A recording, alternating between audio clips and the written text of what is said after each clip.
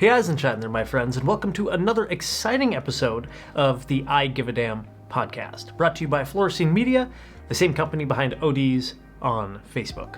Today, I'm thrilled to introduce our remarkable guest, Dr. Alan Glazier, a trailblazer in the world of optometry and the visionary behind the largest social media group for optometrists, which is also ODs on Facebook. You know, bringing Alan on as a guest today was my idea, not because this podcast is co-produced with Fluorescene Media, but because I believe Alan is a true leader and pioneer in the industry and has a very unique story to share.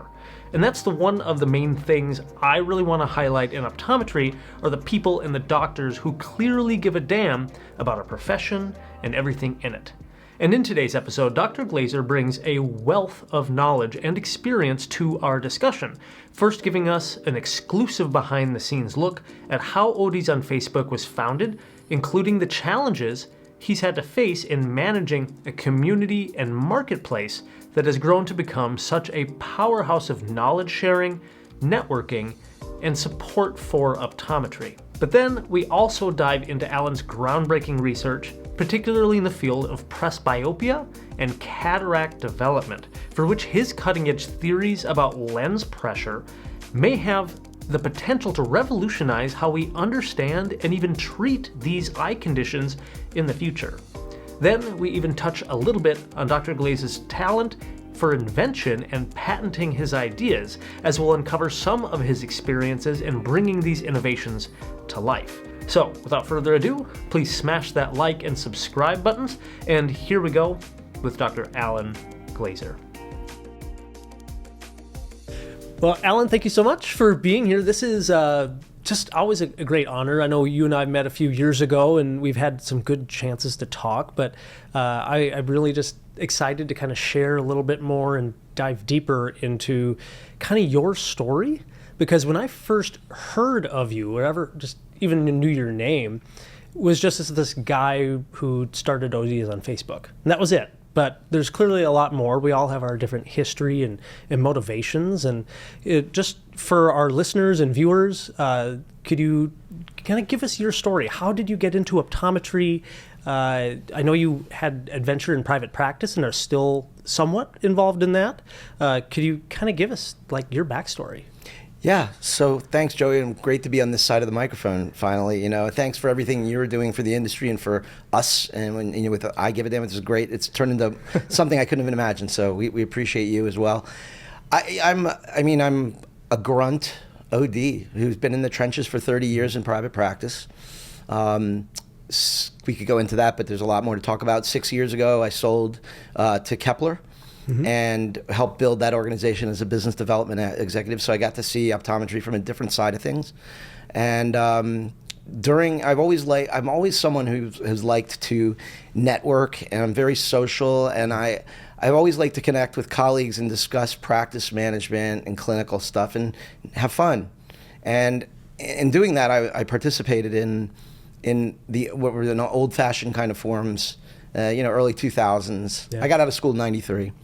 And I, stumbled around a couple years just trying to find my footing, and then built the practice. And then around 2003, there was this older forum, which was a login forum, kind of listserv type thing. And in there, it was a difficult place to be for me, because while I like to engage and network and have fun, I don't like to see it be at anyone's expense or at mine. And those forums were kind of roughshod. They weren't always managed. They have admins, but they weren't always adminned, if you know what I mean. And things were allowed in there. There were a lot of political talk, which I couldn't stand. No matter what side of the aisle it was on, there was a lot of some subtle racism, things that were absolutely horrible, and things that just didn't fit. And when I kind of tolerated that community for a while, and then in 2009, when Facebook launched their groups function, I started a group. On the back of a napkin, literally, I wrote down everything I didn't like about those groups. And I created the guidelines from that. And my concept was to have a really high quality conversation. I invited 40 of my thought leader lecturer friends, people who are really well respected in the industry. And I figured it wouldn't be I didn't ever want it to be too big. that didn't work out for me. And, right. Yeah, what's it up to now? 47,500-ish. That's incredible. More, maybe more. And we still get a lot of new people requesting to join. And then I set it up in the morning. I went into clinic for a couple hours. And when I came out, I didn't know at that time how groups really worked, that you could invite people. Mm-hmm. There were 120 members in 3 hours. And there were comments in there like, what a great idea, Alan, and we needed this, Alan, and here's what I didn't like about that. Also, you nailed it. And then from there, it just like shot off. I didn't have to do any marketing of it, really. What year was this? This was September 9th of 2012. Well, 2000. So there were 2 ODs on Facebook. People don't know this. We started one in 2009. And then I don't remember, I guess it was a year later, I built it up to like 3,000 or 4,000 people, and Facebook eliminated their group function. Overnight, I lost everything. But then they did it again, and that's when I started this version, which was September 9th of 2011. Okay. And then it just took off from there, and since then, it's become a behemoth. You know, yeah. Has. But it's fun. I still enjoy it every day. Every day I wake up, it's something exciting happens that I have to check out or look into or learn from. And you know, the biggest chore is managing it, but at the same time, it's a labor of love. Right, and I think you touched on 2 really interesting things. First, you mentioned that you were first trained in practice as a grunt OD, and I think that's kind of funny because in school we get drilled so hard that you're going to be a clinician, and this is how you do things appropriately. This is how you get board certified. You know, you go through all your board training, and then you think you're kind of stuck in that mindset. You're just going to go to work, you're going to see patients, and that's your career, that's your life. But then your kind of path really opened up in so many different ways. And so that gives you a different perspective, you know, from a top-down point of view of how the profession works, how businesses work, how they're built, how they change. And I just love that sort of concept of how you see the world a little bit differently because you've had that experience. That's a great point, and something I was honored with speaking as a commencement speaker at NECO a couple of years ago. Oh, wow. And that was like the biggest honor ever, because you can set out to win awards and you can plan and everything, but you can't ever plan to be a commencement speaker. You have to get asked, and it still blows my mind. And my talk was about, there's a really clear path to go from a student to be your dream of an OD, and you know exactly what you have to do. You know what tests you have to take, what grades you need, what courses. And a question I get from a lot of people, because a lot of what I've done some mentoring and I've done some giving back to students and young ODs by giving a lecture about the transition from student OD to real OD, and what they ask me is, well, when I get through, what's the path from there? And my response now, I thought this through, is you don't have a path, you blaze a trail. And your trail is going to take you somewhere you had no idea about it. For instance, when I graduated optometry school, there was no internet, okay? In 93, wow. The internet, well, it was there, but it was like, it just had gotten started, the ARPANET. I would have never thought that the trail I would blaze would be using this tool that I didn't know existed. I couldn't have planned that. I blazed it through that as I learned to use it and I saw its usefulness. So, I would have never known. Didn't plan all this. It just kind of happened. And then, if you keep your eyes open and you have good intentions and you try and be a good person, you get to interesting places. And that's kind of how it took me through that. And then the other thing I really liked was you literally had the napkin story, the napkin business plan. I didn't save it, but I literally had that. Because that's how a lot of businesses have started or grown. Like Pixar is kind of famous for that. That after they had the success of their first movie, I think it was Toy Story 1, right? And then they went out to drinks, and somebody had a napkin, and they drew out 4 ideas for movies, and those all are made and have become multi-billion-dollar parts of that industry. And you kind of set out to do that same thing, to solve a problem, and like, hey, there's all these issues we're dealing with. We need like a watering hole for the OD community to get together, to share ideas, to grow. Let's fix these problems. And you set out to do that. Well, yeah, kind of. Like, I wanted a place that worked like I wanted it to work. And, I've taken a lot of heat from a lot of people for enforcing my guidelines, which I think I do consistently and fairly because they're stated. And And I built the community that I wanted to engage in. And anybody can build any community they want to engage if they don't like the rules that the way they work here. Sure. And I did that. So you can say what you want. Like, I did it. It was a real what's the word I'm looking for?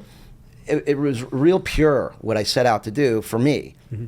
And I didn't have any idea that I'd do it for the industry. But then when I started getting a lot of people in there, I realized I had a responsibility to keep the conversation real, to keep it honest, mm-hmm. to protect everyone in there in the ways I felt they needed to be protected, which sounds weird, but what I'm really saying is I needed it to be truthful. I wanted to make sure that people didn't feel free to say bad things about companies, whether they were our partners or sponsors or not. Right. And that way, I and also in keeping the hate out, in trying to explain to people, no, you can't say things like that. This isn't your typical community. And it hasn't worked out for everyone that way, but for the vast majority of people, they appreciate it and respect it, and they enjoy it. With your initial vision, do you think like you've had like a real mission behind ODs on Facebook? Like, I did, and I never I had it in my head, but I never crystallized it till a couple years later. And the mission was to have I forget the wording I used, but have a conversation on clinical and practice management, network and have fun, but not at anyone's expense. Mm. And I love that. Has it changed at all, or is it still the same mission? It's still the same. I think that changing a mission that's working like that is probably a mistake. We've adapted some things. We've added on guidelines, mm-hmm. changed some things we do, loosened some things up, tightened other things up. But for the most part, it's still the same, and because it works. Now, I know that ODs on Facebook does a lot of different things. You guys are involved with a lot of different programs. Can you kind of give us your perspective of how involved and kind of who you all work with and how it all helps out different ODs in different ways? Sure. So in terms of the things that we do that are for the good of the profession and giving back, I would say our primary effort is through Optometry Giving Sight. We're very fortunate to have a relationship with them, and I did before I did ODs on Facebook, and good friends with the executive director there, and we partner, I talked to them. I said, what can we do for you? Mm-hmm. And we worked it out, and they named us their official social media partner, and we helped them with their effort gratis and, getting the word out about what they do and the good that they do for the profession, and trying to get people involved. It's a really, really worthwhile charitable effort for anybody out there looking to give back in optometry. I would strongly recommend looking into it, and reach out to me and I'll tell you how you can do that as well. And one of the things I realized early on as we started to get more and more members is the power a network can bring to you. And I'm the perfect example of that. Like I said, I considered myself a grunt OD and still do, but I'm a grunt OD with a voice. And I've been able to use that voice responsibly for optometry. I try to do that. And when we see a need where some of our colleagues are suffering, like for instance in the riots in San Francisco where some practices were burned down, and we did a charitable effort and raised a lot of money for that. Years ago there was a colleague who had a difficult time, and we raised a lot of money for them. And we started this effort in social media to do charitable things like that when they were needed. Recently, we helped out. We raised $25,000 for Florida in their effort, and I was really super proud about that. When we could do it legislatively, I really like that as well. So I'm always looking for efforts like that, and it's really important. When I do them, I don't partner with corporate on them. I don't use it to get a message across, except getting colleagues to help colleagues, because hopefully somebody would be there for me if I needed something like that at some point. Yeah, we all need support, someone to stand behind us or beside us. Yeah, and what good is a community if I'm only getting people together to talk? We have to use that power for some action if we can, and only in the betterment of optometry. And there have been companies out there and people out there who I felt were doing things that were antithetical to that mission, and I've put my money where my mouth is. I've stood up for them, and that's, I got to keep doing that. I wouldn't be comfortable with it if I didn't use the community for good for the profession. And Optometry Giving Sight, what exactly do they do? Can you give us? It's a global organization that goes into underserved areas and helps provide eye care, eye exams, and things like that for where otherwise they may not be able to get that. Which is a huge thing, and I think myself or any doctor who hasn't gone on mission trips before, it is life-changing. I've gone at least 2 so far, and my goal is to do 1 at least every other year if I can, just because, sometimes financially it's challenging, time-wise it can be challenging, but you come back and you're just like, this absolutely changed my perspective on happiness, on just gratitude for what I have, and how lucky I am. I was even born in the United States. It helps you appreciate first world problems. Yeah, sure. So from going on from here, just thinking about ODs on Facebook and how complex it is, do you guys do you have big plans going forward, or is it just like, no, your mission is set and you're just going to keep doing what you're doing? That's a good question. I kind of, whenever I'm having fun, I have a real creative side to my brain that wasn't really, that desire wasn't really met in clinic. Anybody who's creative, like, you'll find a way. Like, running the business side of my business I could be creative, and I drove a lot of my thought leadership through that.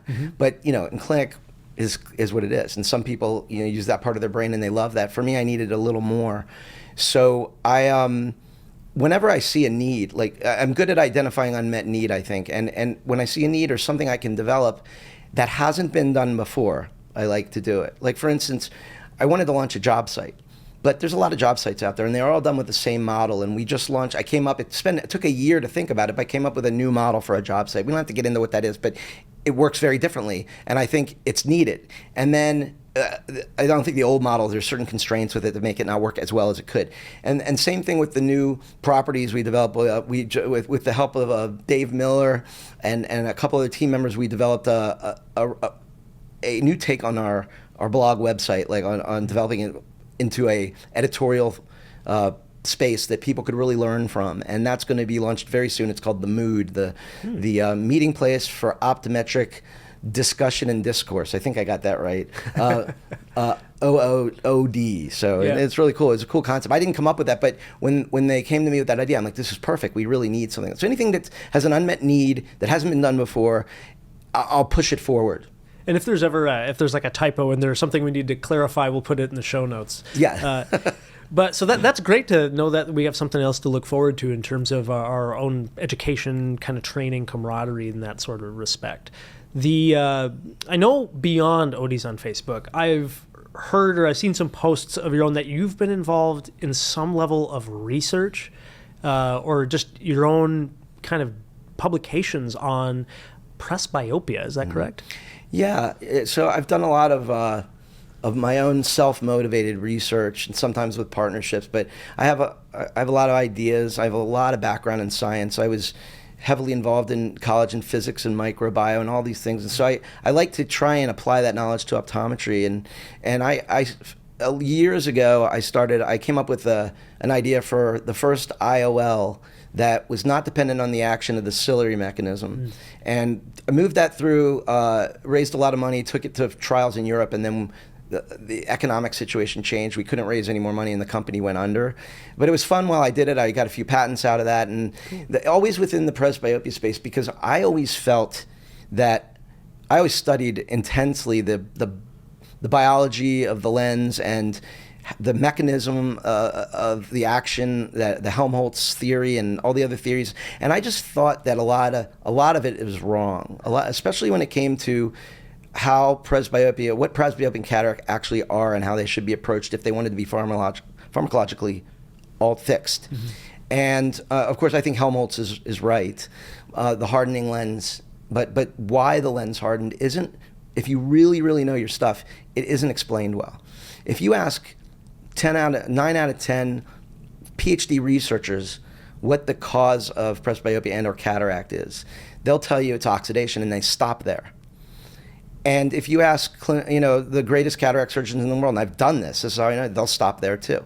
One of them will say, the other one will say, like a modification of that, but they never go back. And my thought was, let's say, nobody knows for sure, but let's say this hardening of the lens in starts at 30, because it starts sometime between 20 and 30, they think. And some people say as young as 11. The question is, why does it start? Why does all of a sudden UV or whatever the oxidators are, why did they start seemingly out of nowhere. There has to be something that is a root cause that allows the oxidation to create these things. And so I set out on a 25-year, it took me 25 years, course of obsessively thinking about this problem to solve it. And I had boxes of notes in my garage, and at some point, I think it was around 2014, I just got frustrated with it and I hung it up and I put the boxes away. And COVID hit and everything shut down. And I'm like, you know what, maybe take a look at this with a fresh eye now. And I came up with what I think is a theory on what causes the hardening of the lens. And I also believe now that any clinician who looks at this from a different angle will understand that presbyopia and cataract are part of the same process, just different stages in it. Mm-hmm. And it's all caused by the same thing. And that thing is increasing internal lens pressure. That happens because we all learn that as you age, the lens lays down new fibers. The old fibers are still there. Then there's a bunch of other factors that if you look at all of them, they all add to increased pressure. Well, if you look at the research on proteins in general, proteins are modified by pressure. They've done tons of studies outside of the eye in hyperbaric chambers and in the eye. And cataracts form from hyperbaric chambers. And when I started to realize that, what are the things acting inside the lens that haven't been looked at? I looked at forces, heat, and then temperature and a couple other things, and then pressure. And the only thing I found no research on at all was pressure. So I started going down that road, and actually, we're all biased by what we think and what we know, but I try to punch holes in mine. I try to get out of my own head. I try and run it by people smarter than me. And in this whole thing, the only negative criticism I got from anyone serious who looked at it was like, okay, well, now you got to prove it, And so I wrote this theory. I got it published in the journal Clinical Ophthalmology, which I was super proud of because it's a peer-reviewed ophthalmology journal. And being an optometrist, I think getting taken seriously that way is something. Mm-hmm. And now I've got to figure out, is there a next step for me, or am I going to let somebody else smarter than me try and prove or disprove it? My question, just because my brain's moving along this line now, where is the pressure coming from? Would you say it's the capsular bag? Is it just the lack of space? Is it zonular? Well, let me answer your question with a question. So, and almost every optometrist has similar answer to this. So we know what IOP is, but not a lot of people ever stop to think that since the lens is in its own encapsulated thing, that there's a pressure in the bag of the lens. And it's not the IOP. Just throw out a number there. You're not going to look dumb or anything. What do you think because we never learned this, what is the pressure inside the bag of the lens? I have no idea. Say what? Say a number. Say a number like... I'm going to say 60 millimeters of mercury. That's exactly what most people guess. They'll guess 40 to 80, but they say 60 all the time. It's funny. In a 20-year-old, the pressure inside a lens, and they haven't measured it in a human because it's unethical, but inside a mammal is 300 millimeters of mercury. At age 60, the pressure inside the lens is about 660 in this mammal. And if you graph the pressure at different periods in every 5 years, and this is where I discovered it, and I put it up against the presbyopia age, it's a perfect fit. Is it? The line, and then I'm like, so the pressure's going up and the damage is going up at the exact same rate. And that's when I started realizing that I think I found something there. And I ruled out other things that changed like that too as well. And that really was able to isolate that as a causative factor, at least theoretically. And do you think is just like the pressure building up because of the additional layers? I had the mental picture of, it looks like the lens is like an onion, right? So there's an environment in the lens where, as you know, through the surface of the lens, ions are exchanged, calcium ions, sodium ions, potassium ions, in a real smooth, easy way. And as the pressure builds, and calcium comes in and out, and calcium's a toxin, so it has to be maintained in a certain level. But as the pressure increases, more and more calcium gets trapped in the lens, which creates damage to the proteins, that creates protein modifications like disulfide bond formation that people look at as a way to cure cataracts. Like break the disulfide bonds, you soften the lens and it can focus again. But it's more than that. You'd have to ideally find a way to maintain the calcium homeostasis in the lens to keep it from getting toxic. And that's a really big problem. How do you do that? Anything you stick in the lens is going to cause a cataract. So that's kind of what happened. The calcium becomes the problem as it is less and less able to escape and build, and it keeps coming in. but it can't escape, and then it causes the distension of the fibers, spaces in fibers, the vacuoles get in, water gets in there, and it all adds up, all by pressure. Do you think the central, because we know that with like nuclear cataracts, typically it begins, you see it in the oldest part of the lens. This is only age-related. This does not relate to galactosemic cataracts, to inborn errors of metabolism, none of that stuff. This is all related to age-related cataract. And I think, at least just thinking of your discovery of this kind of linear pressure change with age, it sort of makes sense to me why, even at a young age, this pressure is beginning to build, and maybe, do you agree that would maybe explain why we see it in the first part, we see the age-related cataract is developing in the nucleus, similar, because that's the oldest part of the lens, because the pressure already started focusing on that spot over time and had more time to be affected by If you talk to cataract surgeons who have worked in the third world especially, and you tell them about this, they'll be like, you ever hear of the Argentinian flag sign? So there's a particular cataract that develops a blue and red color, a blue and white color that makes it look like the Argentinian flag. And anyhow, specifically in those cataracts, but they'll say when they go to remove it and they make the capsulotomy, it explodes because the pressure is so great. And that's in very old people usually. And there's a lot of problems to letting a cataract get too advanced. Of course, at a certain point, it's not safe to remove it. And the pressure is so great. That just tells you right there that the pressure caused that. So there's pressure going up, and if you leave it alone, it can get to that point if you live long enough where it'll just, there's so much pressure in there. This is fascinating, and thank you for sharing it, because I'm always interested in learning these new things. And when you're not in school, how else do you learn it other than just getting so many CE or reading or talking publications or talking with this? Right. And I wish this I haven't I published a paper in July, and I took a break, and I wish I was. It's all coming back to me now, but there's so much more. And the paper, I'll give you the link. You can check it out. You'll get through most of it. Yeah, well, again, try to put a link into the show notes so people can read that if they wish. Perfect. With all of that knowledge, do you have other kind of ventures going in that space, or are you working with other kind of ideas? Or? So I came up with some idea. I wanted to.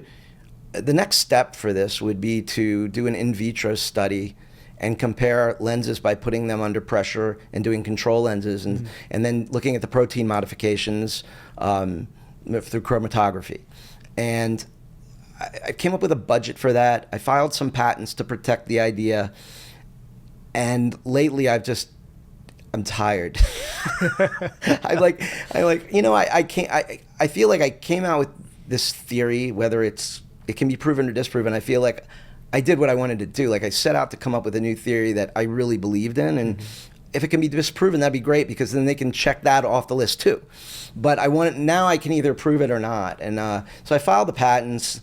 Some of them I'm letting lapse just because it's very expensive, but I'm keeping a core patent now, and I'm hoping that at some point I can get enough energy together to put together a team to do the study. Nobody's ever studied pressure in a human lens, so the people that I've consulted with so far have been like, I don't know what we're gonna do. How are we gonna test this? So I'm like, that's what made me tired. I'm like, I don't hear anymore. I don't think we can do this. Sounds like a great opportunity for a motivated young OD who wants to go get their PhD to please come work with you in this regard. I have no money to pay you, but please. They need to get their PhD somehow, right? I did find a benefactor who's willing to fund the in vitro study. So I just have to see if I can make that happen. If you don't mind me, I just had this curiosity, because you've mentioned patents and you've hold a few, and you said like they're kind of expensive. This is something that I have never. I've never been trained. I don't understand. I know, Einstein worked in a patent office. That's about as much. But I've never patented anything myself. But I imagine there might be other people who are listening or watching who are kind of curious about that. How did you even begin your journey of patenting things and kind of having that? Well, that's a great question. You have to have an idea. Yeah. I feel a lot of people are lacking in that. And an idea for something novel, and I thought that was enough at first. My first patent was for an improved contact lens case, and I thought it was a great idea. And it was for, if you think about so I'm a hyperope, and I wasn't a presbyope at the time I came up with this, but it was right when the flat packs came out for AccuView had them, and my hyperopic patients would have to put on their glasses to fish their contact, or presbyopic, and then take their glasses off and set it up and put it in. And I thought, wouldn't it be cool if in the flange there was a magnifier so they could put on their finger and not use their glasses, but kind of use the flange, a plastic disposable. I thought it was a great idea. So I patented, that was my first patent. I patented that. And it's a long story what happened with that, but I don't want to get into it now. But it was a good experience. But what I learned from that is, it's really not worth the time or money if the market isn't big enough. And a company will spend $1 million to most, or back then maybe two now, I don't know, to improve a package. But it's not like you're not gonna kill it with that. So the time and effort you put into it, you could end up with just a couple $100,000 in your pocket if you're lucky, because they're also trying to climb over you to find ways to keep you from having that patent, so they don't have to pay you. So then after that experience, I started coming up with ideas for broader, bigger markets and things like that, or just trying to think of things with unmet need, because I like that challenge. I feel, and I may get laughed at for this, but I don't care, because I really feel like my superpower, you're in one of these social things, what are your superpowers? Is if you give me an area with an unmet need, in an area I have a particular expertise in, plus time, I'll come up with an out-of-the-box way. Whether it works or not, who knows? But I'll come up with something nobody thought of before. Like I said, 25 years it took for the presbyope thing. I did it, But I enjoy that, because it's challenging myself. It's like people who are into golf and they play against themselves. This is me challenging myself. I don't do it for any other reason. It'll be nice to make some cash out of it, but that's not the primary reason. I think when you have really good reasoning, you're more likely to come up with something or be successful at that effort. So you have to protect your stuff. You can't talk about it to anyone before you've protected it. Not a lot of people understand it. They'll run it by a few people. Technically, it's not patentable if anybody else knows about your idea, except that you're a lawyer. Wow. And you're talking a minimum $7,000 just for the base patent, and then fees and everything. You're going to spend on your first patent $15,000 to $20,000 on a good patent. Wow. So if you have 4 of them that you're working on for one thing, you can imagine it digs into your pocket. It hurts. Well, thank you for sharing that little bit of insight into just the patent world, because that's something I've always been curious and interested about. And I know even when I first signed my very first contract working as an OD for a corporation, they had a clause in there that if I patented or invented something in the optical space, that they get a claim to it, or that they own it. And I paused and I was like, really? What? And that was never on my radar of something I would do, but I just wanted to kind of highlight, like, this is kind of a cool thing. I think a lot of eye doctors, optometrists specifically, if they wouldn't have gone into optometry, they probably would have went the route of engineering. And so there's no doubt in my mind, like, a lot of optometrists who are listening to this may have an idea that they could probably patent and maybe take and change the world with. Well, listen, anybody out there that wants some help with that, I mean, I don't consult it. I'm happy to help you, walk you through it, and kind of guide you as you go along your journey. I'd love to see you succeed at that. It would be fun, So just want to say congratulations to yourself for your 25 years plus of hard work to study and research and re-research and let it sit there and boil in your mind to you came up with this new idea, this new thought theory, and it may get like fully proven and change how we know how the eyes work, right? A significant portion of what we do has to do with presbyopia, cataracts, and the aging of the eye. So congrats. Thank you for that. And also congrats for, again, you're a superpower of being able to see a need and be able to have the ambition and confidence to run with it, because you were able to do that with multiple projects, especially even ODs on Facebook. That has influenced so much of our profession and really created a great place for people to be able to learn, to have conversations, and even just for me, posting funny stuff once in a while to poke fun at our own industry sometimes. I love that part about it. I love the social part about it. I love, like, people, I'll get, the people will report comments, and I'll look at it, it'll be like somebody saying something funny. I'm like, no, you can use this group for that. This is part of the networking side of it, Well, Alan, thank you so much for being on the podcast. Next, kind of, this is the question I really like asking other ODs about, whether they're on the podcast or not, but if there was a Surgeon General for optometry, like tomorrow you were elected as the Surgeon General for optometry, you could focus on one thing, snap your fingers the next morning, and change about our profession for the better. Do you know what that wish would be? That's a tough one. Yeah. If you only get one. Yeah, I only get one. Okay. I would, off the top of my head, one of the things that really bothers me is how judgmental ODs are about the mode of practice that other ODs choose to work. Nobody is in anyone else's shoes. Nobody takes the time to understand everyone else's needs or why they choose to work where they do. And I think that if we could be more understanding about where, you don't have to like where someone works, and so don't work there. But don't fault them for working there. They often have situations that require them to work there, and I think that they have that choice. It's to do what they want to do where they want to do it. And I think that I'd like to see that kind of animosity, that kind of judgment leave our profession. And I don't know if that's a Surgeon General's job to do that, but I think that's kind of what you're asking. Yeah. And there's probably 3 or 4 other things too, but that's a big one. I think if we could all come together around accepting where everyone's choice of workspace is, then that would do a lot to elevate the profession. Yeah, a little bit more love for everybody's kind of mission to help people and work on the eyes and help elevate everybody's. Exactly. Well, again, Alan, thank you for being here.